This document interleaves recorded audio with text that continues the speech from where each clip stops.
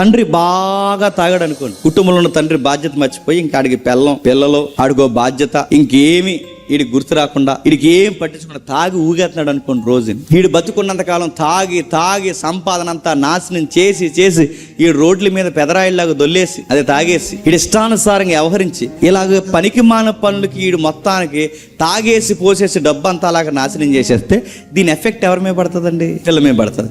ఇప్పుడు సీరియస్గా మా నాన్న తాగేసి ఆడు పాడైపోతే వీడి గర్భాన్ని పుట్టినందుకు నా బతుకు ఇలా తయారైందని నువ్వు అనకూడదు. ఎందుకు చెప్తున్నా? నువ్వు ఒప్పుకున్నా ఒప్పుకోకపోయినా ఆ పేగును పంచుకుని పుట్టావు గనక ఆ ఎఫెక్ట్ నీ మీద పడుతుంది.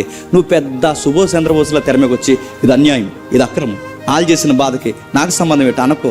ఒకవేళ నువ్వు అలా అంటే ఈ రైట్ కూడా నీకు వర్తించకూడదు. ఏ రైటు? ఇప్పుడు బాగా వినండి.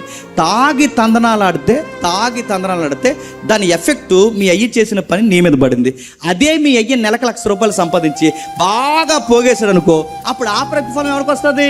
నీకు వస్తుంది. అప్పుడు నోరు లేగదు నీకు. అప్పుడు నోరు లెగిస్తుంది, అప్పుడు నోరు లేగదు. అంటే అయ్యి బాగుంటేనేమో లాభాలన్నీ తీసుకుంటావు, అయ్య బాగోకుండా నష్టాలు తెస్తే ఆ నష్టాలు నాకు సంబంధం లేదంటావు.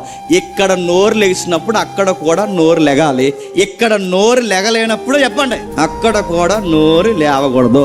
మీ అయ్యలు సరంబీలేసి మక్కులు పీకల దాకా మెక్కి ఆ డొక్కలు ఎగరేసుకుని తిరిగినందుకాలం యెహోవాని మనం మర్చిపోయామని అప్పుడు అన్నారా?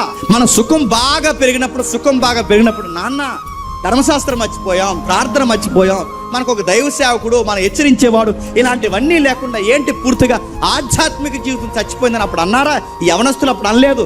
ఎప్పుడు వీళ్ళకి ఫిలాసఫీ వచ్చేస్తుంది, శ్రమ వచ్చిన వెంటనే మా పెద్దోళ్ళు ఏదో చేస్తే మేమేం చేసాం అంటారట. ముందు అప్పుడు లెగాలి మీ నోరు.